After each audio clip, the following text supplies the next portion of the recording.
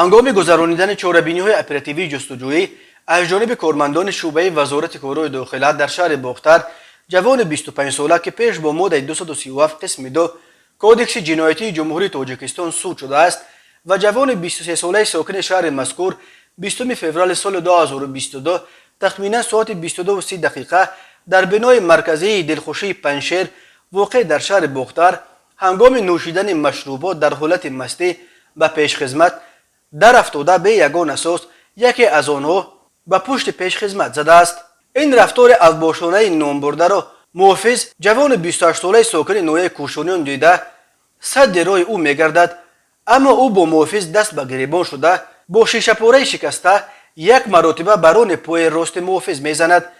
در نتیجه جبر دیده به سلامتیش جراحت جسمانی برداشته در بیمارخانه بستری گردیده است. اوید به این حالت تفتیشات ادامه دارد.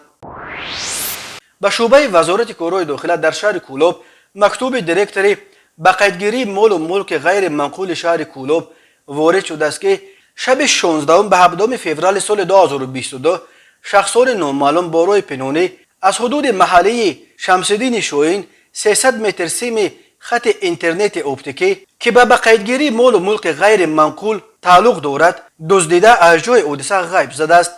ضرر رسانیده شده 4800 سومانی را تشکیل می‌دهد.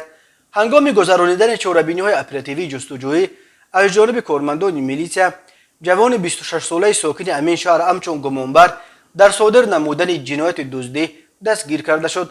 همزمان به شعبه وزارت کارهای داخله در ناحیه جامی با عریضه مرد 34 ساله ساکن ناحیه مذکور مراجعت نموده است که 28 ینوری سال 2022 تخمینا ساعت 12:00 دقیقه شخصان نامعلوم با راه پنهانی به خانه استقامتیش در آمده از داخل عاقلخانه‌اش یک سر چاروای کلان شاخدار را دزدیده از جای حادثه غیب زده است. ضرر رسانیده شده 8000 سومانی را تشکیل می‌دهد. هنگام گذرانیدن چاره‌بینی‌های اپراتیوی جستجویی از جانب کارمندان میلیشیا مرد 32 ساله ساکن شهر باختر همچون گمانبر در صادر نمودن جنایت دزدی دستگیر کرده شد. نسبت به این حالت تفتیشات ادامه دارد. هنگام گذرانیدن چاره‌بینی‌های اپراتیوی جستجویی از جانب کارمندان شعبه وزارت کارهای داخله یکی در ناحیه سینا مرد 31 ساله ساکن ناحیه کوشانیان با گمان قلابی دستگیر کرده شد. نامبرده ماه اکتبر سال 2020 با راه فریب به باوری مرد 36 ساله ساکن پایتخت در آمده از او یک عدد автомашین تمغه اودی 8 ارزشش 300,000 سومانی و $10,000 امریکایی گرفته وعده داده است که مبلغش را برمیگرداند، اما وعدهش را تا حال اجرا نکرده است. اوید به این حالت تفتیشات ادامه دارد.